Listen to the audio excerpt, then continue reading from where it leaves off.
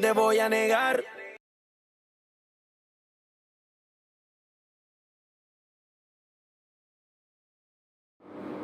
La sécurité du passager et du véhicule. Connaître les règles d'installation des passagers enfants et adultes ne suffit pas toujours pour les appliquer. Comprendre à quoi servent les équipements de sécurité pour tous les passagers à bord et être conscient des risques s'ils ne sont pas utilisés peut aider le conducteur à faire respecter ces règles d'installation à ses passagers. Les véhicules sont de plus en plus équipés d'aides à la conduite qu'il faut connaître pour les utiliser dans les meilleures conditions possibles. Tous les efforts des constructeurs pour améliorer le confort et la sécurité du véhicule ne doivent pas faire oublier au conducteur que le premier système de sécurité restera toujours le conducteur. Les thèmes de ce cours sont l'installation sécurisée des passagers adultes, l'installation sécurisée des enfants, les nouvelles technologies. L'installation sécurisée des passagers adultes. La ceinture. La ceinture de sécurité sert à limiter la gravité en cas de choc. Oui, mais jusqu'à quelle vitesse de choc ?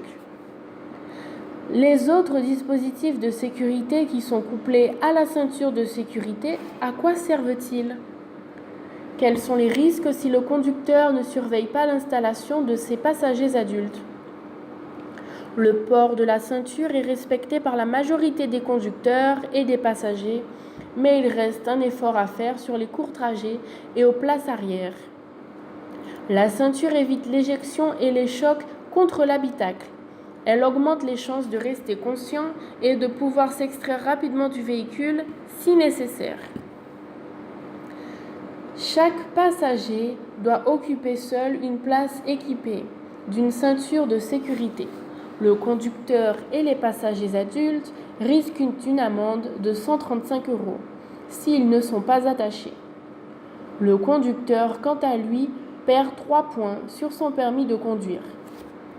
Un choc avec la ceinture de 50 km/h, c'est avoir toutes les chances de rester vivant. Alors que sans la ceinture des 50 km/h, c'est une mort certaine.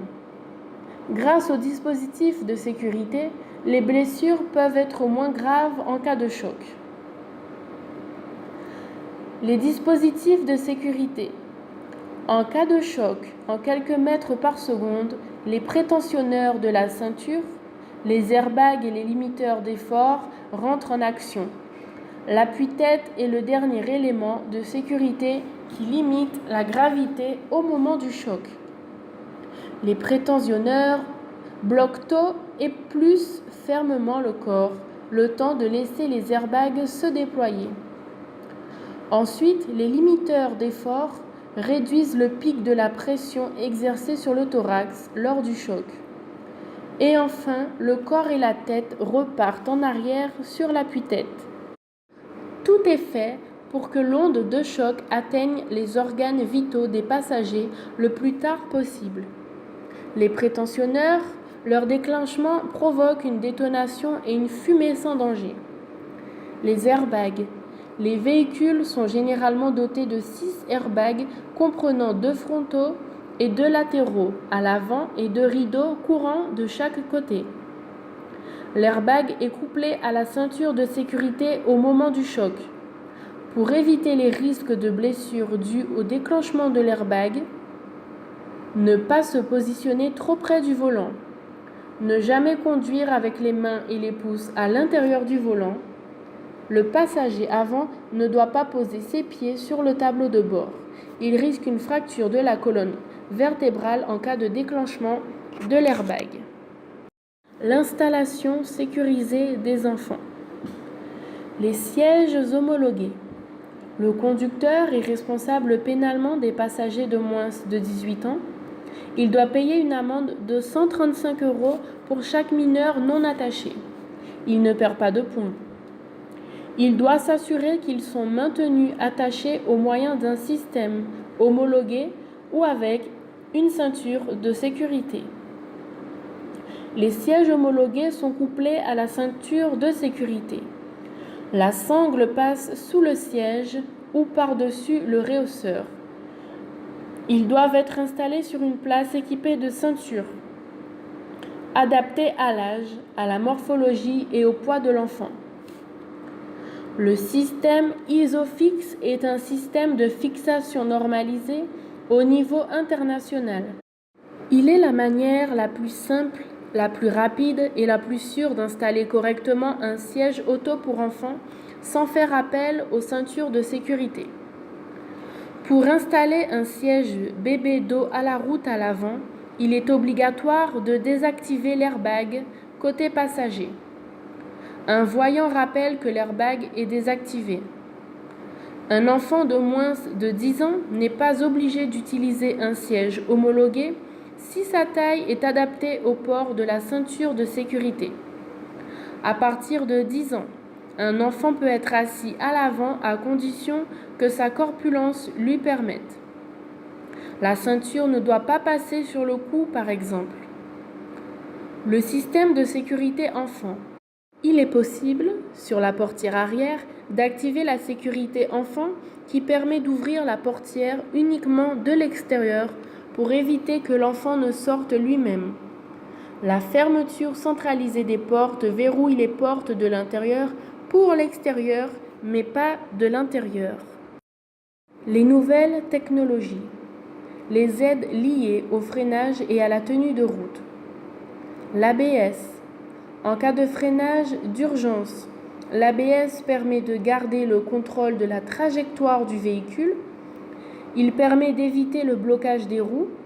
Il est possible de continuer à diriger le véhicule tout en freinant, surtout lorsque les conditions d'adhérence sont mauvaises. Quand il fonctionne, il provoque un bruit et une vibration sur la pédale de frein. Il ne faut surtout pas relâcher la pédale de frein.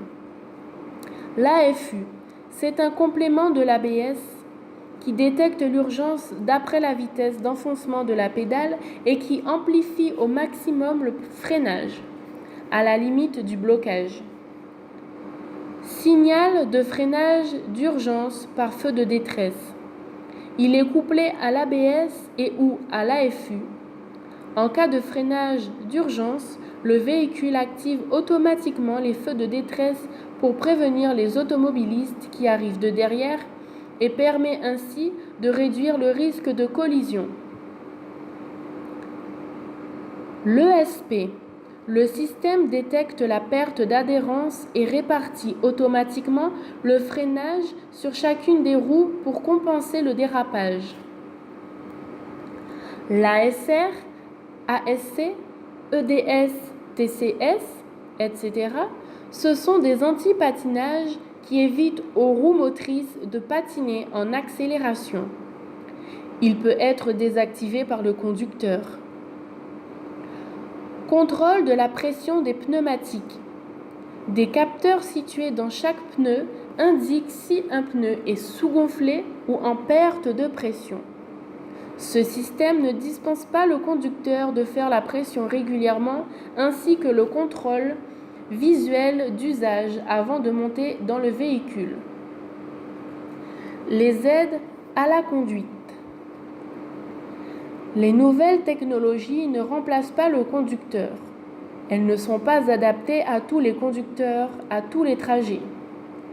Il faut les connaître pour les choisir en fonction de l'environnement, mais aussi de votre état de forme. Le régulateur de vitesse. Il maintient la vitesse choisie et au moindre freinage, il est désactivé. Il est conseillé de l'utiliser quand la circulation est fluide et sur une route plutôt plate.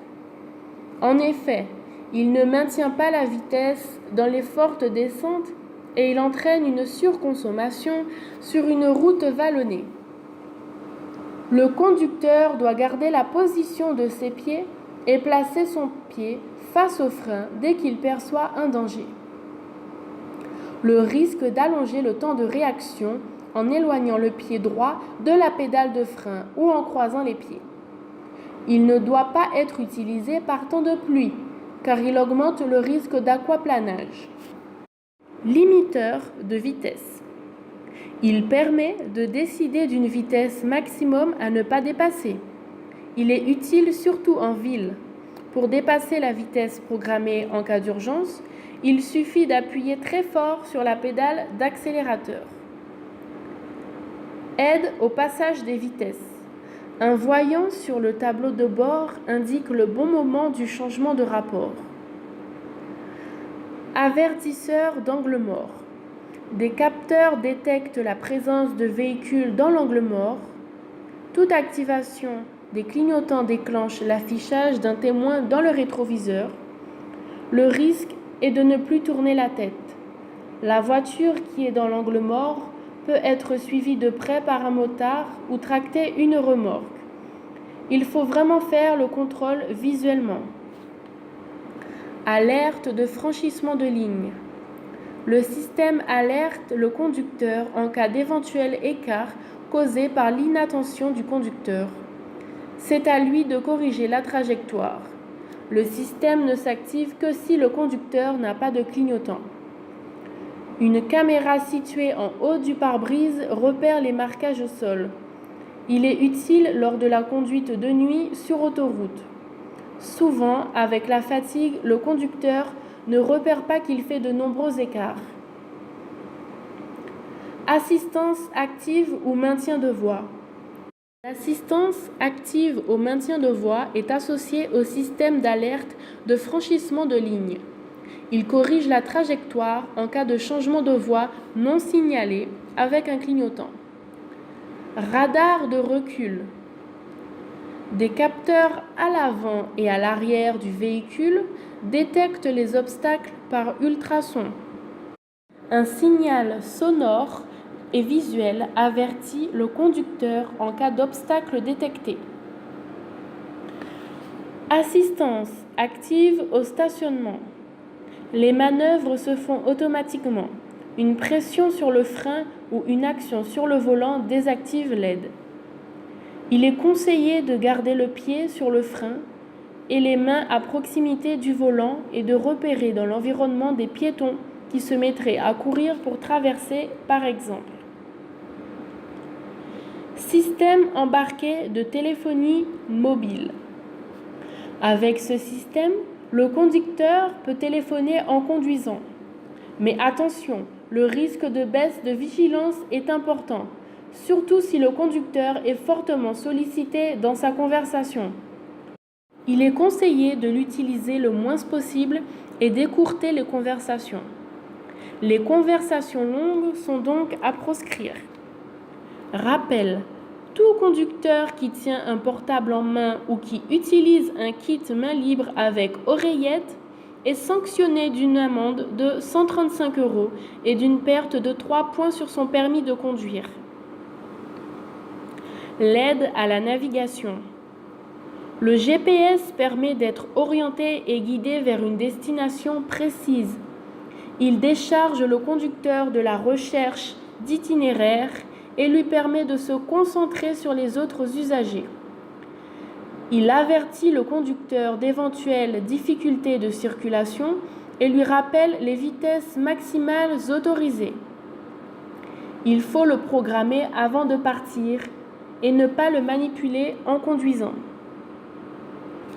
Détecteur de somnolence. Si le style de conduite se dégrade ou si vos yeux quittent souvent la route, le système vous alerte alors de faire une pause.